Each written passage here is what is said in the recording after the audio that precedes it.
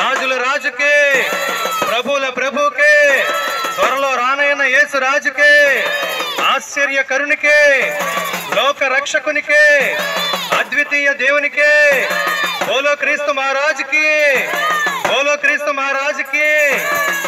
క్రీస్తునందు ప్రియమైన ఈ ప్రాంత ప్రజలందరికీ దేవుని విషయమై కొన్ని మంచి సంగతులు మీతో పంచుకోవాలని మేము ఎంతో ఆశపడుతున్నాం.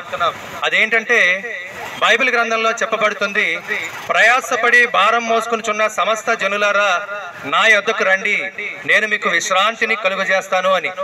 ఏంటి భారము మోయడం అంటే అనేది మనం ఒకసారి పరిశీలించుకుంటే దేవుడు చెప్తున్నాడు, భారము అంటే పాపపు భారమే. పాపము ఎప్పుడైతే ఒక మనిషి కలిగి ఉంటాడో ఖచ్చితంగా అతడు భారము మోస్తున్నట్లే. ఎందుకు భారం మోసినట్లు ఎలా అనుకోవాలి?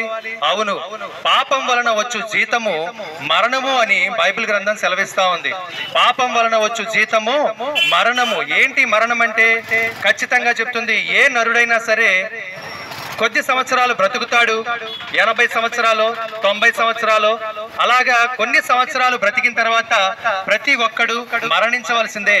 కానీ బైబిల్ గ్రంథం చెప్పేది ఆ మరణం గురించి కాదు, ఇంకొక మరణం. ఏంటా మరణం?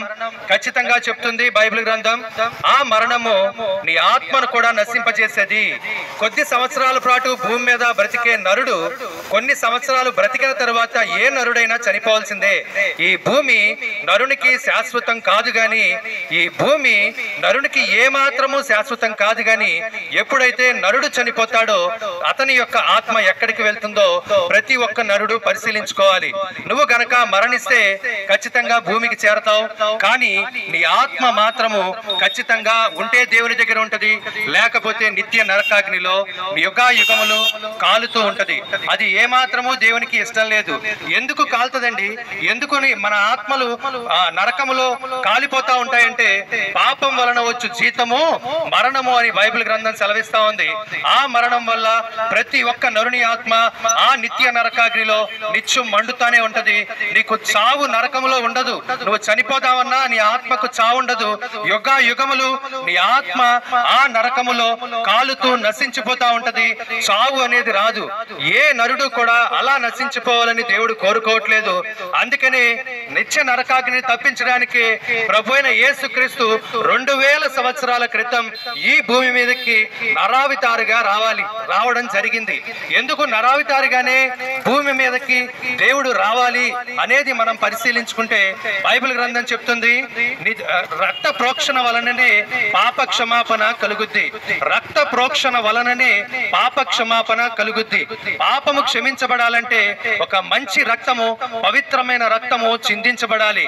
ఆ పవిత్రమైన రక్తము భూమి మీద ఎవరిదైనా ఉంది అంటే ఎవరిది లేదు.